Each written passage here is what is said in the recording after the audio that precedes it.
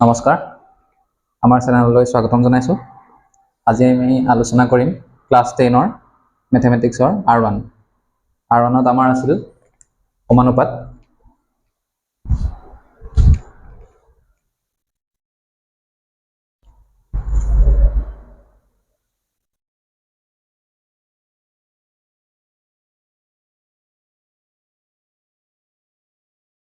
ইয়াত প্ৰথম কুৱেশ্যনটো দিয়া আছে, তলৰ কোনটো অনুপাত একোটা সমানুপাত হ'ব? আমি ফাৰ্ষ্ট কুৱেশ্যনৰ এইটো চাওঁ। 12:21 আৰু আছে 32:56। এতিয়া আমি সমাধান কৰিম। প্ৰথম আমি ভগ্নাংশ দি কৰিম আৰু এটা বেলেগ নিয়মো আছে, সেইটো আমি পিছত শিকিম। ইয়াক আমি ভগ্নাংশত লিখিলে হ'ব ওপৰত 12, তলত 21। তেনেদৰে আমি 32:56টো লিখিব পাৰোঁ। ইয়াক ওপৰত 32, তলত 56। এতিয়া আমি দুইটাকে কাটাকাটি কৰিব পাৰোঁ। আমি ইয়াক কাটিম 3ৰে 4 বাৰ, 3ৰে 7 বাৰ। এইটো হ'ব 4/7। নেক্সট আমি এইটো কাটিব পাৰোঁ 2ৰে। 2ৰে কাটিম 16 বাৰ, 2ৰে কাটিম 2 বাৰ, ইয়াত 28। আকৌ যাব 2ৰে, বা 4ৰেও যাব, এইটো ডাইৰেক্ট 4ৰে কাটি দিম আমি। 4 7 গুণ 28, 4 4 গুণ 16। এইটো হ'ল 4/7। এতিয়া আমি দেখিলোঁ দুইটা অনুপাত সমান আছে, 4/7, এইটো 4/7। যিহেতু অনুপাত দুটা সমান, এটাকে কি হ'ব? এইটো অনুপাত এইটো আৰু এইটো অনুপাত এইটো সমানুপাতত আছে। আমি লিখিম 12:21। সমানুপাত চিম্বল 4টা দি লিখোঁ আমি সদায়, আৰু 32:56। তোমালোকে হয়তো নিশ্চয় বুজিছা। এতিয়া আমি পিছৰ কুৱেশ্যনটোত আহিছোঁ।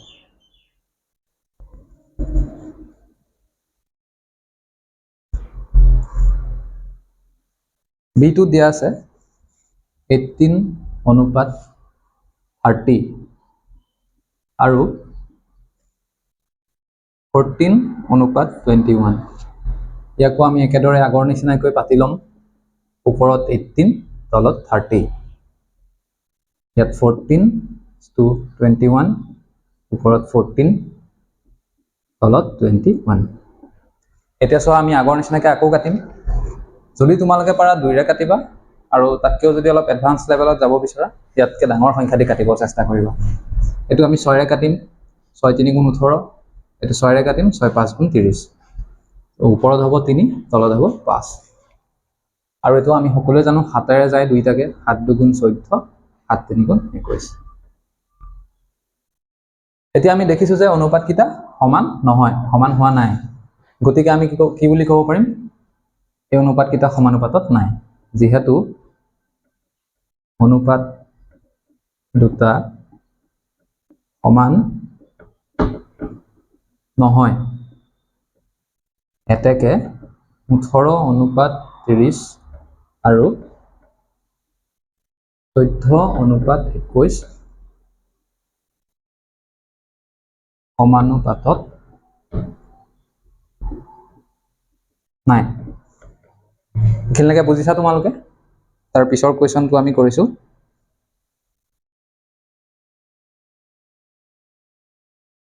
Number question,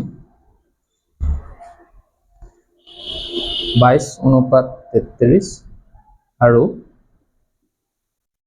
33:24। আগৰ নিচিনাকৈ আমি পাতিম।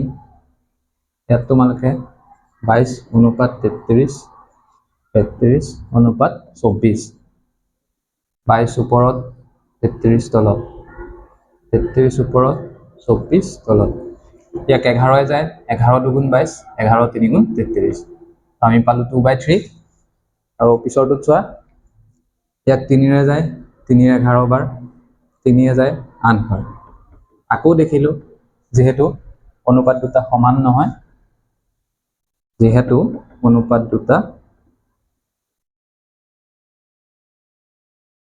সমান নহয় এতেকে সমানুপাতত নাই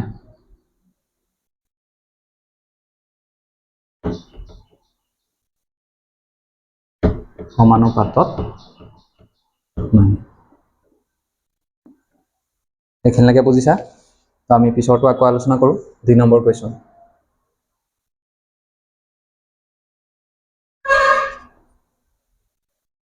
24:28 আৰু 20:25 এতিয়া আমি এবাৰ ডাইৰেক্ট পাতিছোঁ 24 ওপৰত 28 তলত নেক্সট 20 ওপৰত 25 তলত এটুক যাব কিহেৰে 4 ছবাৰ এটুক যাব 4ৰে 7 বাৰ 6/7 পালোঁ এটুক 5ৰে যাব 4 বাৰ এটুক 5ৰে যাব 5 বাৰ আকৌ আমি দেখিলোঁ অনুপাতকেইটা বেলেগ বেলেগ সেইকাৰণে এইটো কি বুলি লিখিবা তোমালোকে এতেকে এবাৰ ডাইৰেক্ট লিখা তোমালোকে আগৰ নিচিনাকৈ এটা লাইন লিখিবা এতেকে 24:28 আৰু 20:25 সমানুপাতত নাই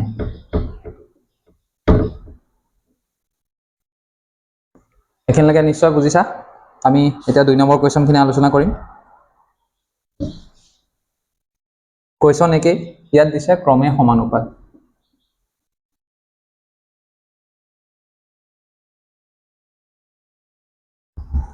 ফাৰ্ষ্ট কুৱেশ্যনটো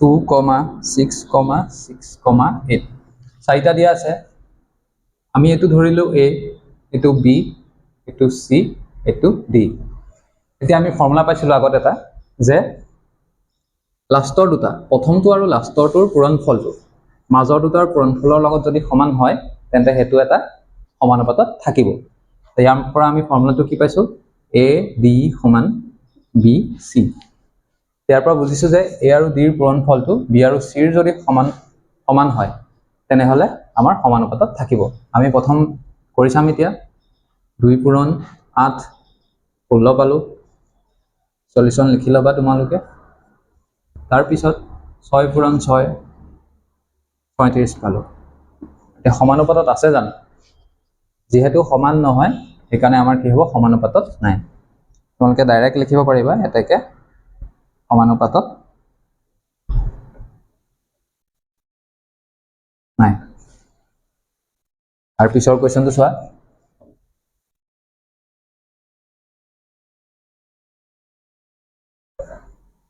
10 20 30 40 ইয়াতো আমি কি কৰিম 10ৰ লগত 40 পূৰণ কৰিম 20ৰ লগত 30 পূৰণ কৰিম এটো হ'ব 400 এটো হ'ব 600 এতিয়া দেখিছোঁ এই দুটাও সমান নহয় গতিকে কি হ'ব এতেকে সমানুপাতত নাই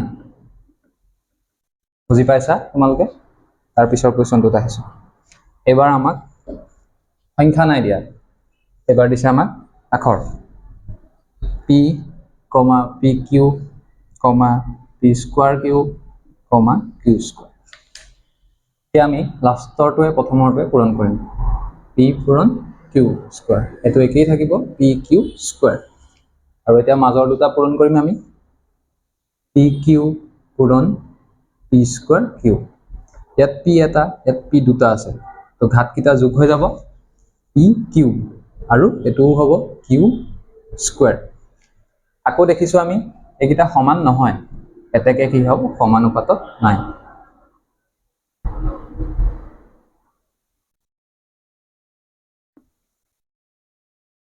তাৰ পিছত আহিম আমি লাষ্টৰ কুৱেশ্যনটো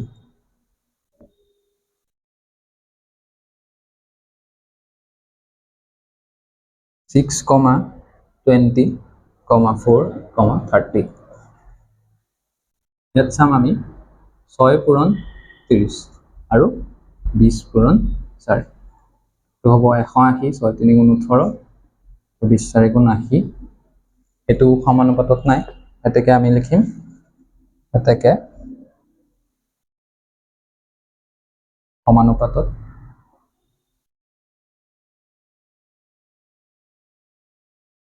নাই হল এইখিনি আমাৰ তাৰপিছত আমি 3 নম্বৰ কুৱেশ্যনত আহিছোঁ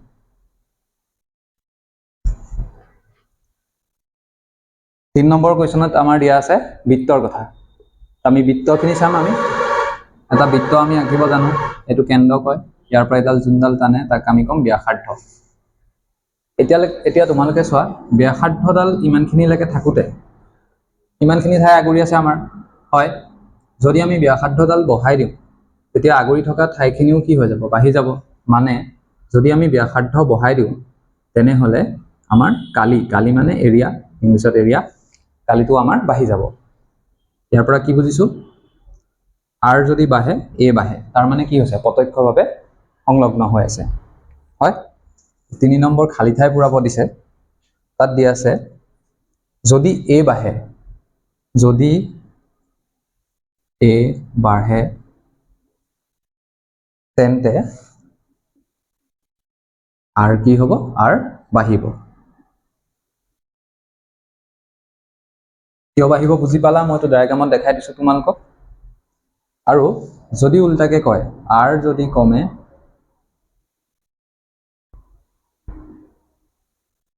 যদি কমে তেন্তে a কমিব এইখিনিলৈকে আমি পালো তাৰপিছত 2 নম্বৰ কুৱেশ্যনত এটা এখন গাড়ীৰ কাৰণে দিয়া আছে ফৰ্মুলা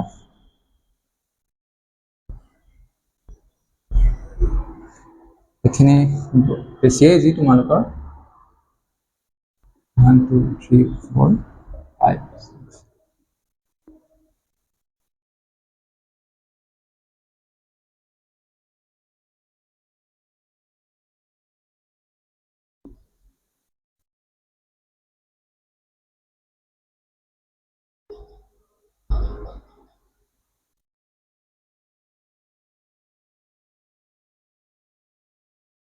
এতিয়া চোৱা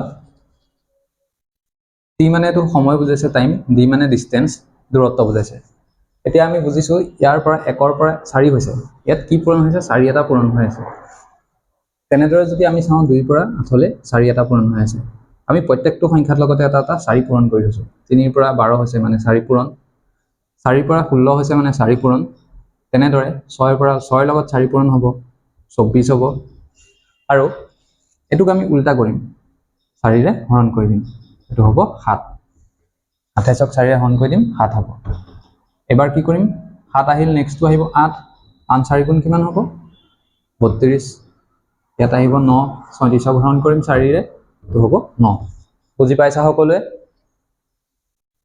এতিয়া আমি খালি ঠাই কিছুমান দিছে টি আৰু ডি কি হৈছে প্ৰত্যেক যদি টি বাঢ়ি গৈছে এফালে টি বাঢ়িছে ডিও বাঢ়ি গৈছে তাৰ মানে কি হৈছে প্ৰত্যক্ষভাৱে এটো বিচৰণ কৰিছে প্ৰথমটো হ'ব খালি ঠাই তোমালোকে লিখি লোৱা 1 নম্বৰ এটো হ'ব প্ৰত্যক্ষ খালি ঠাইত তোমালোকে লিখিবা প্ৰত্যক্ষ নেক্সট বি নম্বৰটো t = 6 যদি হৈছে তেতিয়া d = কিমান হ'ব d = আমি কিমান পাইছো 24 লিখি দিয়া নেক্সট টু চোৱা d যদি 28 হয় t কিমান পাইছো আমি d যদি 28 হয় ই আমি পাইছো 7 নিশ্চয় বুজি পাইছা d নম্বৰটো চাবা d যদি 36 হয় t ৰ মান কিমান d 36 হৈছে t ৰ মান 9 বুজিছা এইখিনিলৈকে তোমালোকে আমি এতিয়া আকৌ পিছৰ কোৱেশ্চনটো চাওঁ 4 নম্বৰ কোৱেশ্চন তাত দিয়া আছে p সমানুপাতিক এটো সমানুপাতিক বুলি কয় q আৰু p ৰ মান দিয়া আছে 6 q ৰ মান দিয়া আছে 30 আৰু তাৰ পৰা আমাক p ৰ মান দিয়া আছে 2 তেন্তে q ৰ মান কিমান হ'ব সুধিছে এতিয়া চোৱা p সমানুপাতিক q দিছে মই p জায়গাত পাতিম 6 দিয়া থাকাটো পাতিম আমি আৰু q জায়গাত পাতিম 30 এই সমানুপাতিক সিম্বলটোৰ ঠাইত আমি এটা সমান চিন পাতিম আমি সমান চিন এতিয়া মোক কোৱা যে 6 আৰু 30 সমান হ'ব পাৰে নেকি যেহেতু 6 আৰু 30 সমান হ'ব নোৱাৰে ইয়াৰ লগত আমি এটা কিবা এটা সংখ্যা পূৰণ কৰিছো তো কি পূৰণ কৰিম 5 এটা 6 5 গুণ 30 যেহেতু 5 পূৰণ হৈ আছে p ৰ লগত 5 পূৰণ হৈ আছে একেদৰে p ৰ মান 2 দিয়া আছে q ৰ মান পাবলৈ হলে আমি p ৰ লগত 5 এটা পূৰণ কৰিম তো কি হ'ব 2 ৰ লগত এটা 5 পূৰণ কৰিম এনসাৰ হ'ব আমাৰ 10 q ৰ মান হ'ব 10 এটা option number C option number C 10 next তোমাৰ কোৱেশ্চনটো চোৱা 5 নম্বৰ আজিৰ সেশনৰ ক্লাস কোৱেশ্চন